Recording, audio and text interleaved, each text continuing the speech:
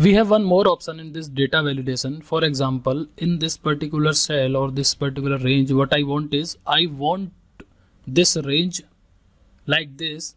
Whenever someone write any value or type any value in this range should accept only the 3 character values or up to length 3.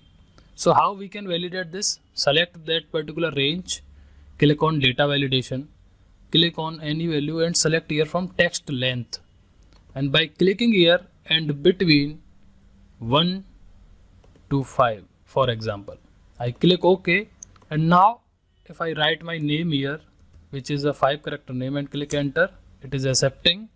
But same when I write my surname, you can see I am facing an error which is saying this value does not match the data validation restrictions.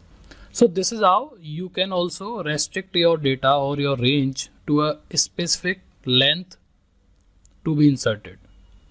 So overall, this is the use of data validation. In next, we are having this consolidated. Consolidated means, for example, what I want is, in this I am having the student marks and the subject marks one by one. I want to check the total of these numbers of the each student and the min value and the max value for that particular subject. So how we can get this? To do so, click here, click on consolidate. It is asking reference, which means we need to provide a reference from where you want to calculate the total number. So I simply select this reference first and click add. I have selected this first reference. Second reference is my physics marks. Again click on this add button to add another. I click on chemistry, click add, and English, and click add, and now click OK. You can see I have the total of these subject. For example, I select all these values, and the bottom you can see the total, the sum I am having is 249, average I am having 62.25, and the count are 4 values. So this is how you can directly get the totals of the numbers. Now similar way, click here, click on this consolidate, and this time what I want is, I want to select the min. You can also try all the other options like count, average, product, count numbers, but I am having only min. So already I have selected rows. Initially I need to select only one reference to start this and click OK, and you can see I have the minimum value, and you can see in these 4 subject only chemistry having the minimum value, which is 55, and it is coming here in the value from here.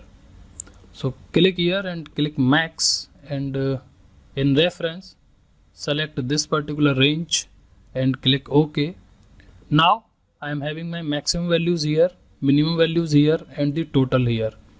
Suppose I also want to calculate the average marks of each subject for each student. I click on this consolidate and drop down, select average, and now in the reference the first cell, which is, and click OK. Now I am having my average, which is like a 62.25, which we were also having here. Now suppose I select all these 4 values, the total I am having, which is 249, and here also 249, and the average is 62.25. Here is the average 62.25. So this is how you can utilize the data types, consolidated columns, manage data models, and this forecast sheet. These two are the part of the data analysis or the advanced data analysis. We may see these options later or skip for this now. We will see next what if analysis and group ungroup. If you like this video and the video content, please do subscribe to our YouTube channel so that you can get all the updates, all the future videos and the courses available on this channel. Thank you.